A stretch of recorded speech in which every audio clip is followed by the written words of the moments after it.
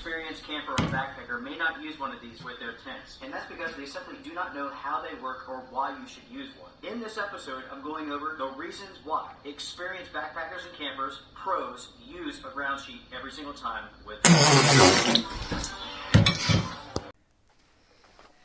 Hey, so you're a scout leader. You have tried footprints, right? Before? Yeah. So, do you actually recommend them?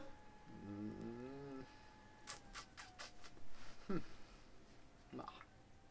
And how about you, Mr. Army Soldier Man? You used to be in the army, yes?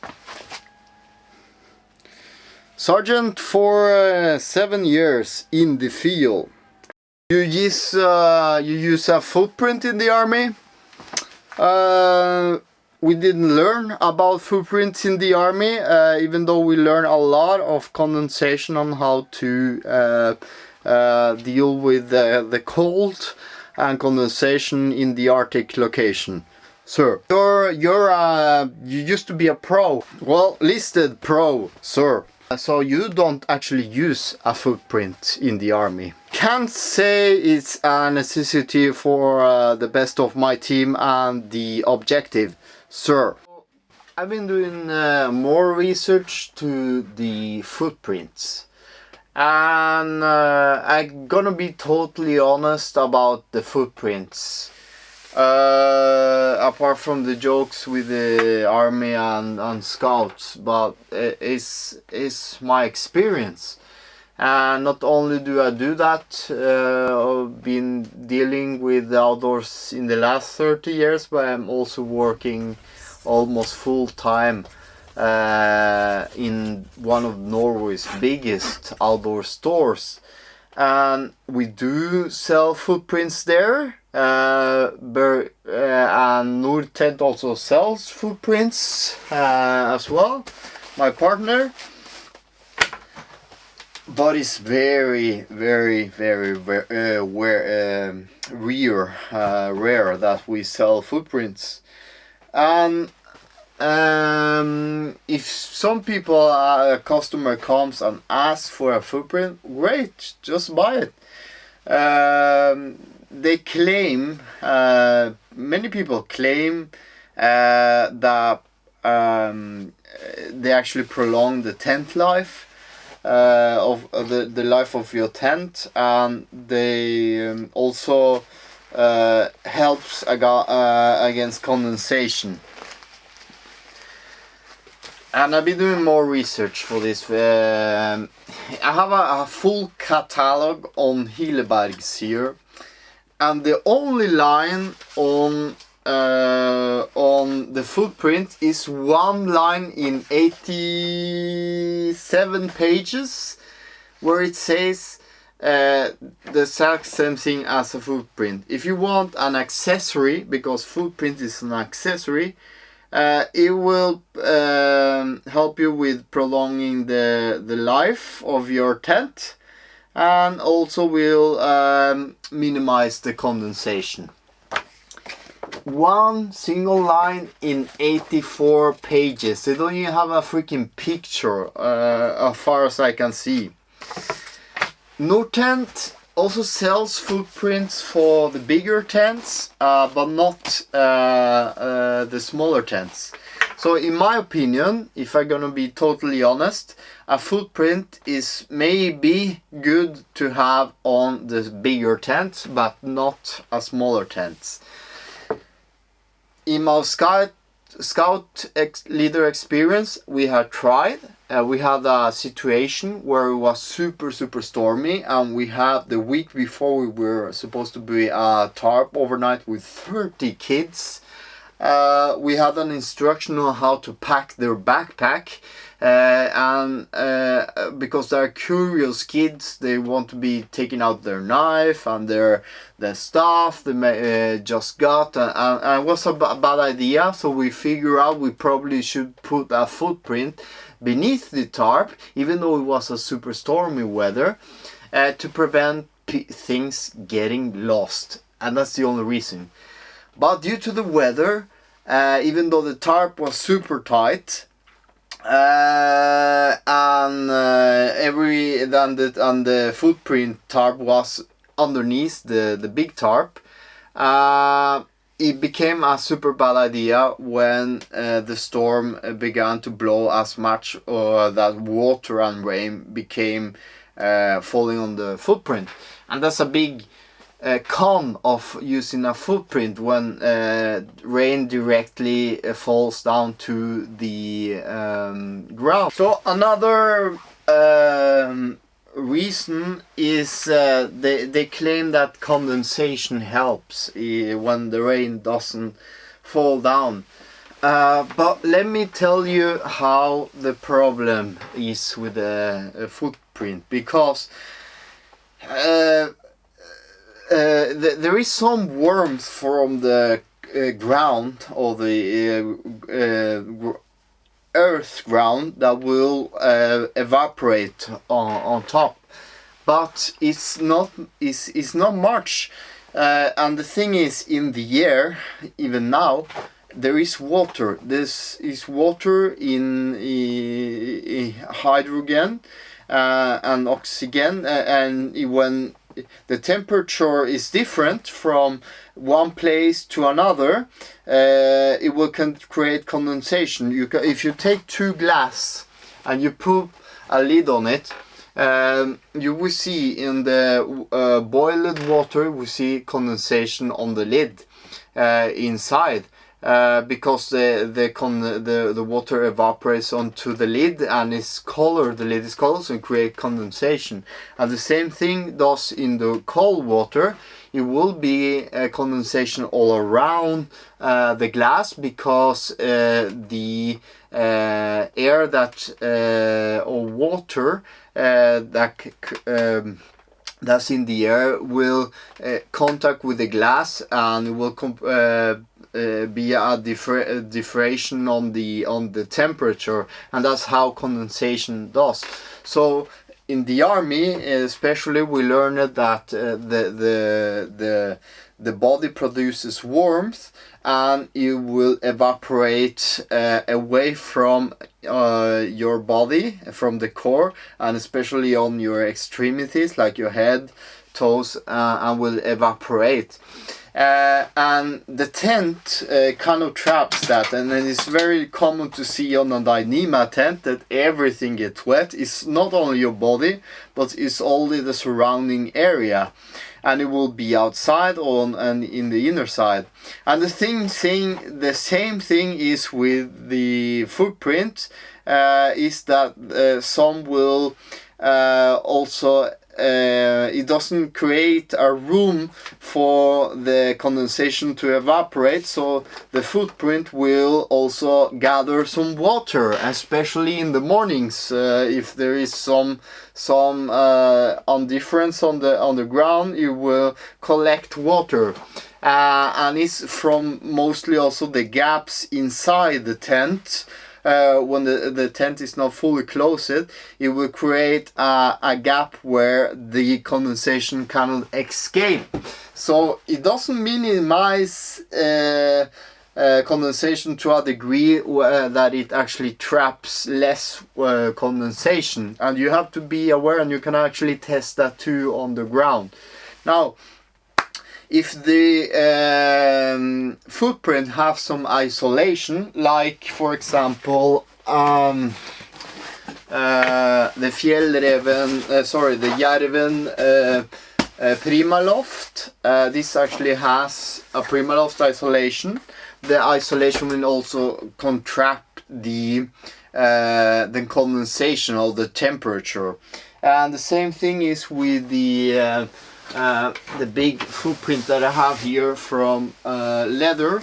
When you have some wool on the inside, this part here will be super wet, but the other part will be very dry because it's isolated. Now, inner tent serves it actually is an enclosed area where the temperature inside, where you have a person sleeping on the inner tent, it will and the inner tent on seal nylon especially will regulate like a membrane. If you know a Gore-Tex membrane, it kind of regulates the condensation of temperature out, and it doesn't let the water go inside. And the inner tent is not exactly a Gore-Tex membrane, but it serves pretty much the same thing as a membrane, because it keeps warm and dry, and it circulates the condensation out, mostly out. It will get a little bit of condensation too though, but it gives you a dry, nice and a little bit warmer environment. And the footprint is inside the tent too, so it will be not much water into the top of the footprint, because it's enclosed, and a normal footprint that is not enclosed will create gaps where the air can flow in and create condensation. That's the big problem with the Dyneema tents, where most of the condensation get traps inside, and you need to be carrying a microfiber cloth to wipe out the condensation, because it cannot escape, and you have to have the gap for ventilation as well, but it also occurs that the water will come in from the gaps, and you also get condensation apart from where the person is sleeping. So that's a big con of that. And on the inner tent, for if you have a smaller tent and you have an inner tent, it's no use to have a footprint, because this is already doing the job, and you can take it apart like I did here and put it on the fine wash program on the washing machine, and it will it's not a thing that I even freaking do often, because it doesn't get so dirty here in Norway. A footprint, maybe if you live in the desert and there is a lot of dust in the air, on maybe cactus and brush that can actually puncture, maybe it's a good thing to have a footprint. But apart from that, man, in Norway it's not necessary, and the UK it's not a problem there either, basically, because you have the same wet, humid area here in Norway too, as well as you have in the UK, if not even more freaking. So I do work as a outdoor store. I had to be honest to you. If someone comes and wants a footprint, I'd be more than happy to sell it, and the producers to sell a freaking footprint to a person who wants it.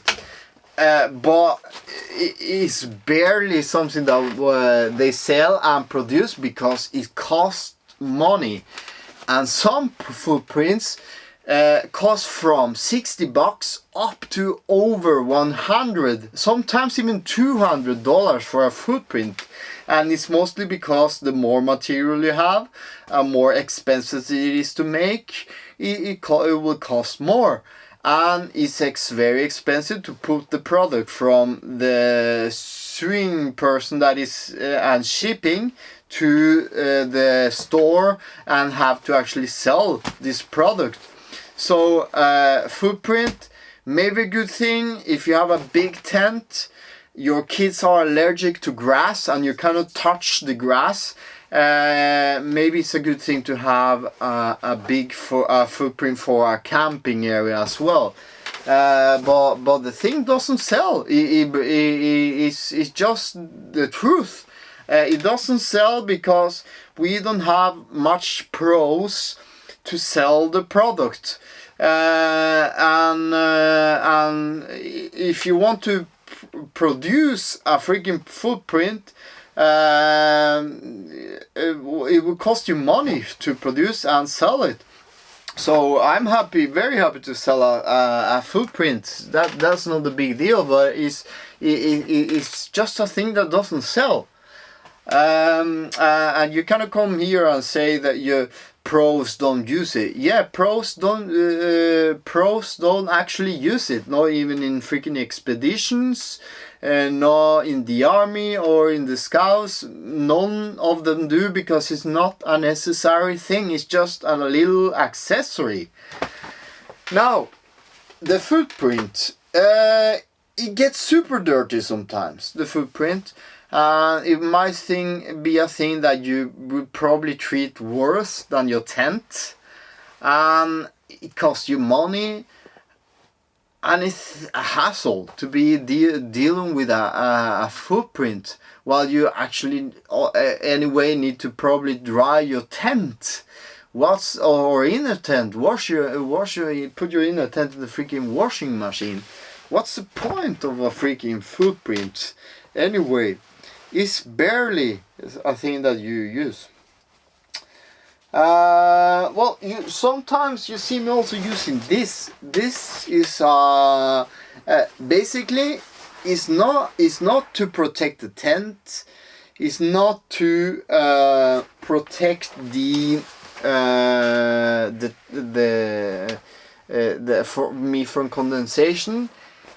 Or giving me warmth, well, maybe 1/2 a degree, is to protect the freaking sleeping pad for getting puncture.